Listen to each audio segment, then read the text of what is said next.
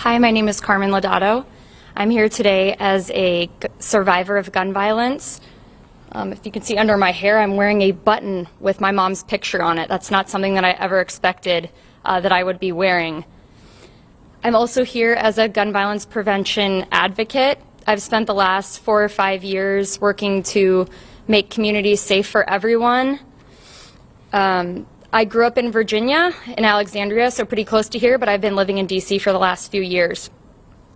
My whole reasoning for doing this work, it goes back to my story and my mom, so I'd like to tell you a little bit about her.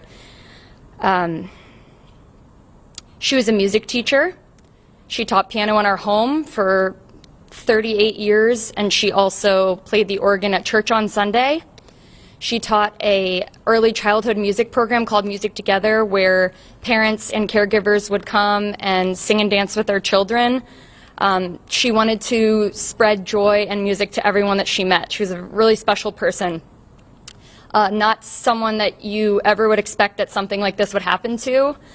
On February 6, 2014, she opened the front door of our home and was shot twice by a man who was a felon and shouldn't have had access to a weapon in the first place. I was actually out of the country at the time. I was on a study abroad trip in Switzerland, and it took my family almost a day to get a hold of me because I was out of cell service. And when I found out, I couldn't believe it. I was in the airport, and I was told I had to call home, and I had this horrible feeling in my stomach that I couldn't explain. And for what do I do first? I call my mom. Obviously, she doesn't answer. I call the house phone. It's a crime scene. Obviously, no one answers. I call my dad, and finally, I hear from my uncle, your mom was murdered.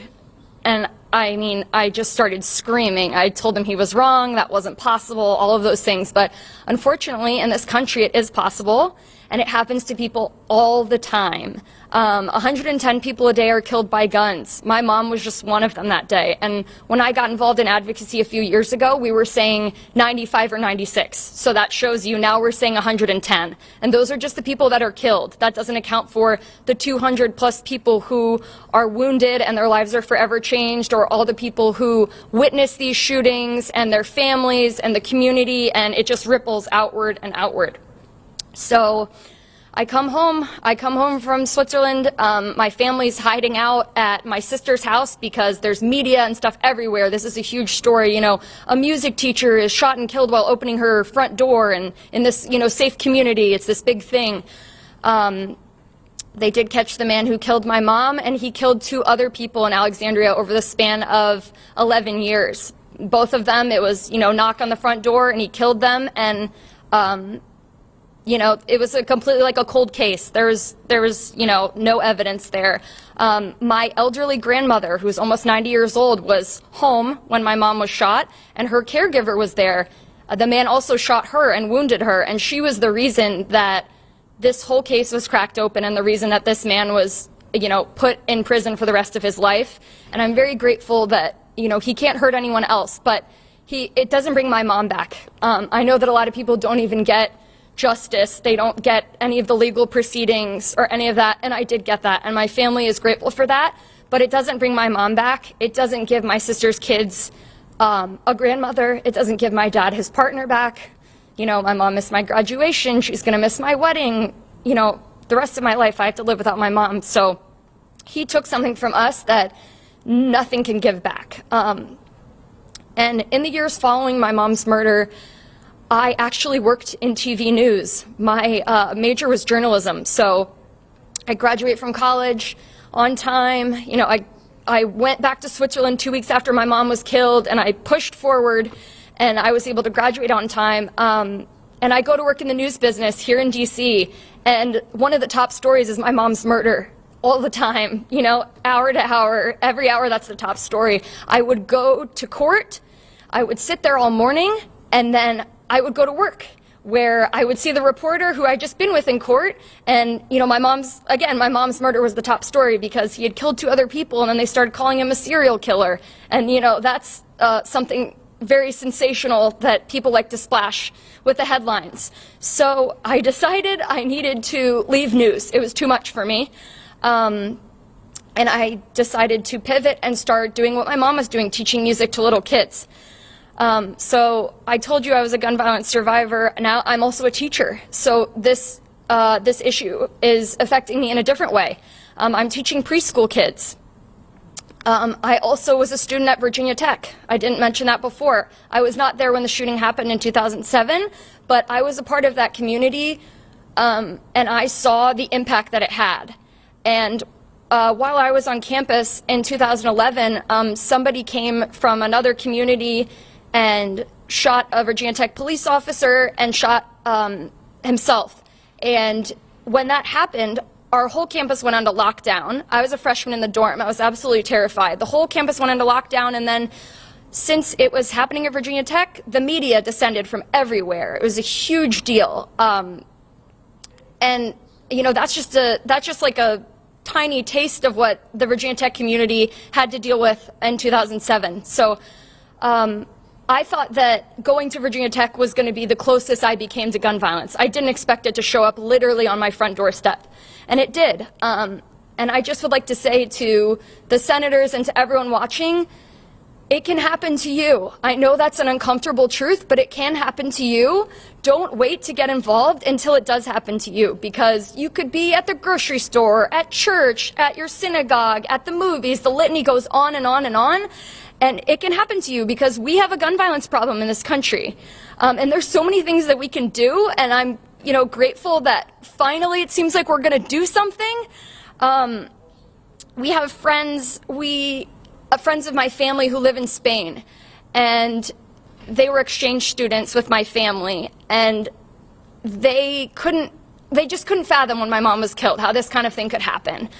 People in other countries don't understand this horrible problem that we have with guns. I wanted to read this poem. Some of you guys might have heard it before, but it kind of goes to show our gun culture in this country. So it's called America is a Gun by Brian Bilston. England is a cup of tea. France, a wheel of ripened brie. Greece, a short, squat olive tree. America is a gun. Brazil is football on the sand. Argentina, Maradona's hand. Germany, an Oompa band. America is a gun. Holland is a wooden shoe. Hungary, a goulash stew. Australia, a kangaroo. America is a gun. Japan is a thermal spring. Scotland is a highland fling. Oh, better to be anything than America as a gun. People in other countries, whenever I explain to them what happened to my mom, they just don't understand how it's even possible. And I know that every time that there's a mass shooting in our country, which is, unfortunately, that's like the only headlines that people see in other countries, they're like, wow, I'm scared to visit the United States, or I'm scared to send my kid there to go to high school or to college because this could happen to them, which is insane. And there's so many things that, that Congress could have done. And I was there when they passed H.R. 8 in the House, and that was so exciting, but, then the Senate didn't do anything. So here we are again. It takes these horrible, horrific acts of violence with children to even get this back in the conversation. And thankfully, we didn't look away this time when they then had their recess. We're still, on the path. This Bipartisan Safer Communities Act is going to do so much good. Is it everything? No, it's not. I'm going to be honest with you. It's not everything we wanted, but it's a start, and we're doing something, and something is better than nothing. If we save one life, that's what I tell people about my advocacy work. They say, how do you do this? How do you put yourself through this? XYZ wouldn't have saved your mom, blah, blah, blah. That's not the point. My mom is gone, but there's so many lives that we can save here, and that is the point. So a couple of things in the in this package. The red flag laws. We've done it in so many states, and we're going to incentivize people to do it on a federal level.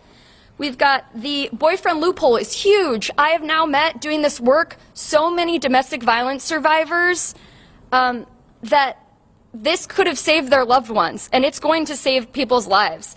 The enhanced background checks for gun buyers under age 21. I mean, these last couple of shootings with these 18-year-olds, their brains aren't even fully developed, and they're just able to get access to an arsenal of guns like that. It's ridiculous.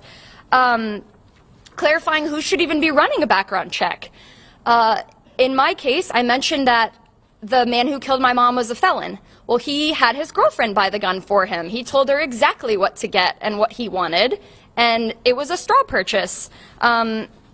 People who, you know, are selling to these people who shouldn't have guns, they should be prosecuted for that.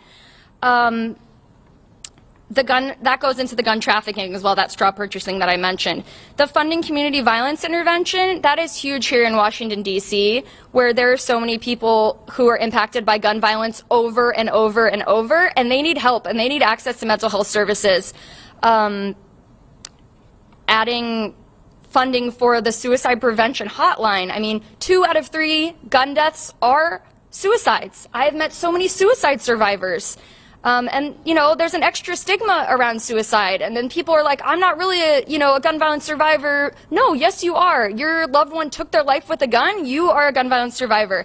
And then the funding the school safety resources. I mean, all of these things working together are going to save people's lives. And, you know, I would encourage people, we've already got some people from the other side of the aisle supporting us. I would encourage more to come over. My story is just one of millions of stories. There are so many Americans that are impacted by gun violence.